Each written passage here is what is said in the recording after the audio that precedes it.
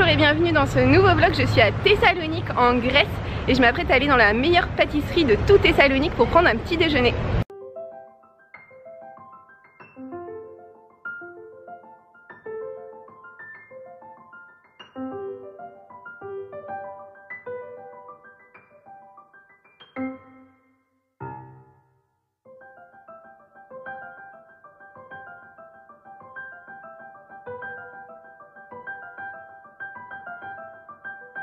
Je suis sur la terrasse de la meilleure pâtisserie de toute Thessalonique. Il s'avère qu'elle est tenue par un Français. Du coup on peut y trouver des tartes normandes. Mais moi j'ai pris 3 pâtisseries que je n'avais jamais vues ailleurs en me disant que c'était sûrement local.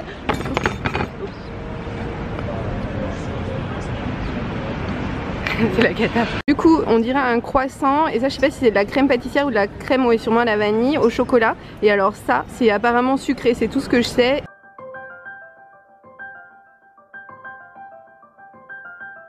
Alors en fait il y en avait un à la crème pâtissière, un au Nutella et un au lait concentré.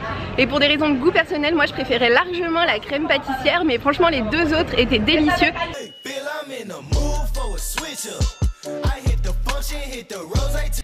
Alors je suis en train de monter les rues hyper escarpées de Thessalonique. Parce que pour me rendre au point de départ de ma promenade, il faut déjà que je fasse 3 km et demi en montée.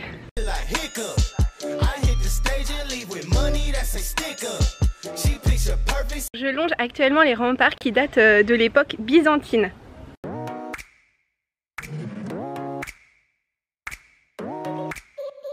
Là je suis dans la cour du monastère qui a été fondé en 1350.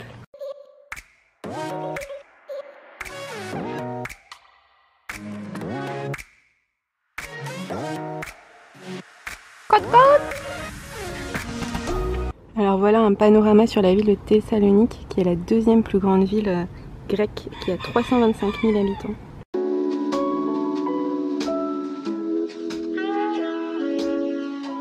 Alors je suis actuellement dans le quartier Anopolis, c'est le seul quartier qui n'a pas été détruit pendant l'incendie qui a ravagé Thessalonique en 1917. Ça veut dire que c'est le seul quartier où on peut sentir l'atmosphère qui existait avant 1917.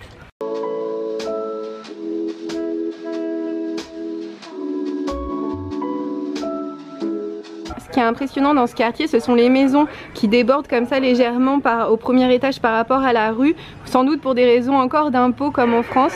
Et en fait ils les ont complètement rénovés et pourtant ils ont gardé cette forme. Je vais au monastère de David.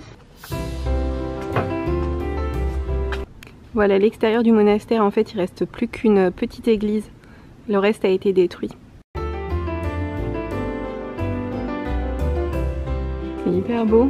En fait ce qui est remarquable dans cette église, c'est qu'en 1920 ils ont découvert une mosaïque qui datait du 5e siècle.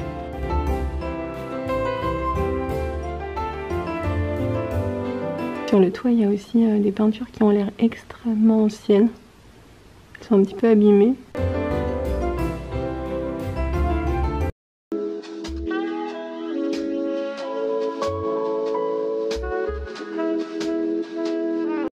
À l'intérieur de l'église Saint-Nicolas, il y a des peintures qui sont datées entre 1310 et 1320. Elles sont dans un état de conservation absolument incroyable. En fait, l'église est fermée en permanence et il y a une dame qui vous ouvre si vous lui demandez. Et franchement, ça vaut vraiment le coup d'aller dans l'église Saint-Nicolas de Thessalonique. Je suis sortie du quartier Nanapoli pour retourner dans un quartier avec un peu moins de dénivelé, mais aussi un quartier qui a brûlé pendant l'incendie de 1917. Et franchement Thessalonique ça ressemble à aucune ville que j'ai vue jusqu'à présent. En fait ce sont des immeubles mais nouveaux, enfin récents, mais dans un style très méditerranéen avec beaucoup de balcons.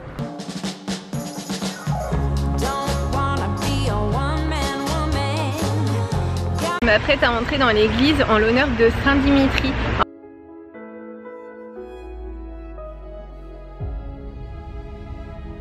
Donc là je suis en train d'entrer dans l'église Saint-Dimitri. En fait elle a été construite en l'honneur de Dimitri qui a fondé la ville de Thessalonique. Néanmoins ce que vous voyez en fait est une reconstruction à l'identique de l'église de l'époque byzantine. Parce qu'en fait cette église a été détruite comme le reste de la ville par l'incendie de 1917.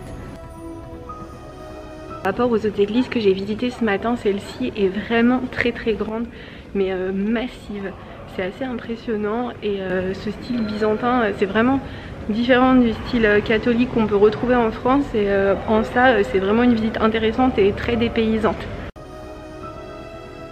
Je suis devant la maison natale de Atatürk, qui est le fondateur de la nation grecque et qui se trouve ici à Thessalonique. Le problème c'est que normalement c'est ouvert jusqu'à 17 h et exceptionnellement aujourd'hui ça fermé à midi, et je suis après l'heure d'ouverture, donc enfin c'est fermé, donc je vais pas pouvoir visiter, et comme c'est mon seul jour à Thessalonique je vais renoncer.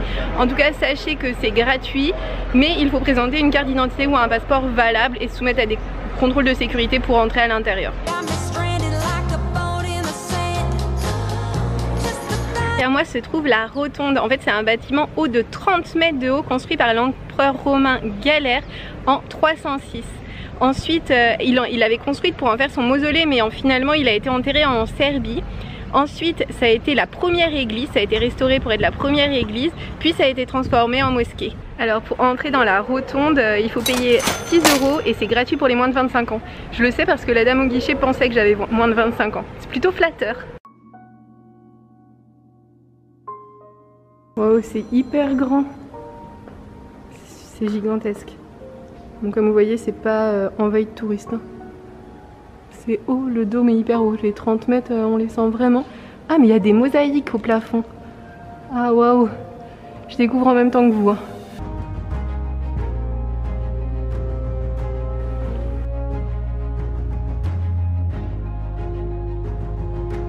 Au moment de sa transformation en mosquée, les Ottomans ont ajouté ce minaret, et hop, c'est ce minaret que vous pouvez voir en grandeur réelle.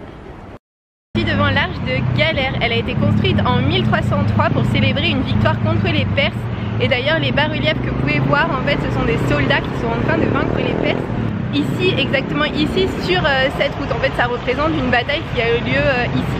Alors ça peut paraître être rien, mais cette arche a été construite il y a 1700 ans. Donc ici, ça fait 1700 ans qu'on peut voir cette arche. Vous imaginez tous les gens qui sont passés avant moi et qui l'ont vue. Thessalonique, c'est vraiment ce mélange étrange entre ces ruines romaines et des immeubles beaucoup plus modernes.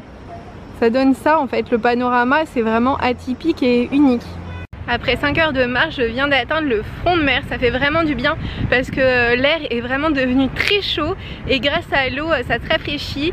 Et je suis également au début là où il y a la tour blanche. En fait c'est l'emblème, enfin c'est le symbole de Thessalonique, et c'est aussi une tour ensanglantée puisqu'elle a servi de prison et de chambre de torture.